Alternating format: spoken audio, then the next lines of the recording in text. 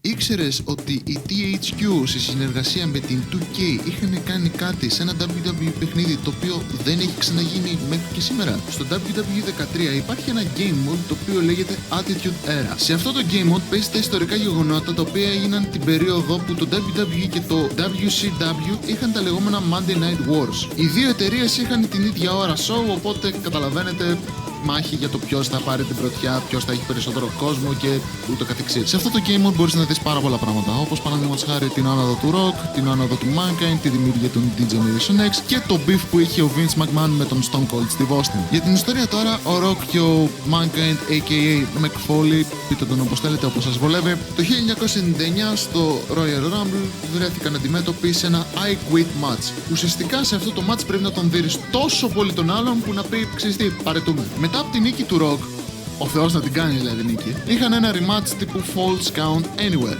Δηλαδή, το 1-2-3 μπορεί να γίνει οπουδήποτε μέσα στην αρένα. Το ξεχωριστό σε αυτό το match ήταν ότι η αρένα ήταν άδεια. Δεν υπήρχε κόσμος, δεν υπήρχαν commentators, δεν υπήρχε τίποτα. Μόνο οι δυο τους και ο διαιτητής για να μετρήσει το count εννοείται. Και τα δύο αυτά γεγονότα μπορείς να τα παίξεις στο WWE 13. Και ένα από τα unlockables είναι αυτό το στάδιο. Ένα στάδιο που σε κανένα από όσο ξέρω WWE game δεν έχει ξαναεμφανιστεί. Και ήταν μια πάρα πολύ καλή ιδέα με πάρα πολλά details. Όπως και στο συγκεκριμένο match δεν υπήρχε εξτρά κόσμος όπως ring announcer και εκφωνητές για να περιγράφουν το match, έτσι και σε αυτό. Δεν υπάρχει ring announcer για να ανακοινώσει την είσοδο ενός superstar. Δεν υπάρχουν commentators για να σχολιάσουν το match, που σε οποιαδήποτε άλλη πίστα, οποιοδήποτε και να είναι ο superstar, το σχολιάζουν. Και κυρίως δεν υπάρχει κόσμος για να γιουχάρει ή να κάνει cheer τον οποιοδήποτε superstar. Και αυτό είναι κάτι το οποίο με κάνει και σκέφτομαι.